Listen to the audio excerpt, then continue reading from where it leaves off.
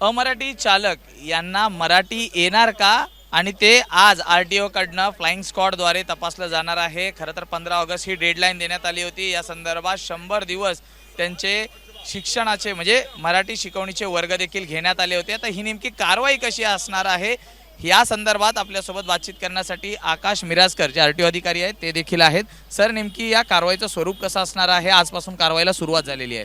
हो, आपण आता प्रत्येक टॅक्सीवाल्याला जाऊन भेटणार आहोत।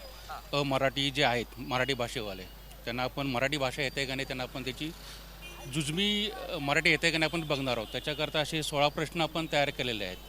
त्या 16 प्रश्न आपण त्यांना मराठीमध्ये विचारणार आहोत आणि त्याची ते उत्तर मराठीत देऊ शकतायत का नाहीत आपण त्याचे व्यावहारिक ज्ञान आपण त्याचे बघणार आहोत। ह्याच्यामध्ये कारवाईचं नेमकं स्वरूप कसं असणार आहे? ज्या चालकांना मराठी येणार नाही, जरी त्यांनी परीक्षा पास केलेली असली तरी मराठी येत नसेल तर त्यांच्यावर नेमकं कारवाईचं पुढे स्वरूप काय असणार आहे? त्याबद्दल माझे सिनियर सांगू शकतील काय त्यात। अच्छा, पण नेमकं त्यांना नोटीस देणार आणि त्याच्यानंतरची पुढची कारवाई काय? आता जर का मराठी जर का येत नसेल तर आपण त्यांना एक हे देणार आहोत, मराठी शिकण्याकरता 1 महिन्याचा कालावधी देणार आहोत। 1 महिन्यामध्ये जर नाही शिकले तर त्यांचा आपण बॅच जो आहे तो आपण सस्पेंड करणार आहोत 1 महिन्याकरता। परत पुढे जर का ते शिकले नाही तर 3 महिने त्यांचा आपण कायमचाच बॅच आपण काय करणार रद्द करून देणार आहोत 3 महिन्याच्या आत जर नाही शिकले तर ते। आज नेमकी ही कारवाई कुठे कुठे सुरू असणार आहे? मुंबईतल्या कुठल्या कुठल्या भागांमध्ये सुरू आहे? सध्या तर आपण दादर इथं आलेलो दादर स्टेशनला इथं आज करणार आहोत आपण। तर दादर इथे आज जे टॅक्सीवाले आहेत त्यांची ही कारवाई त्यांच्यावरती ही कारवाई होणार आहे। आपण पाहिलं तर जवळपास हे 15 प्रश्न आहेत।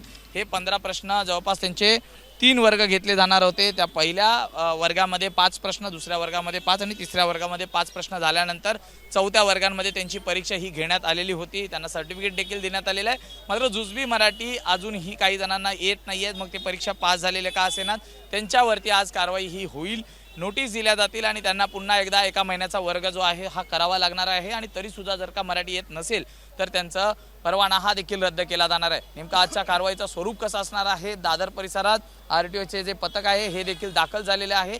याच्या पुढची कारवाई नेमकी आरटीओकडनं कशी केली जाते हे पाहणं महत्त्वाचं राहणार आहे।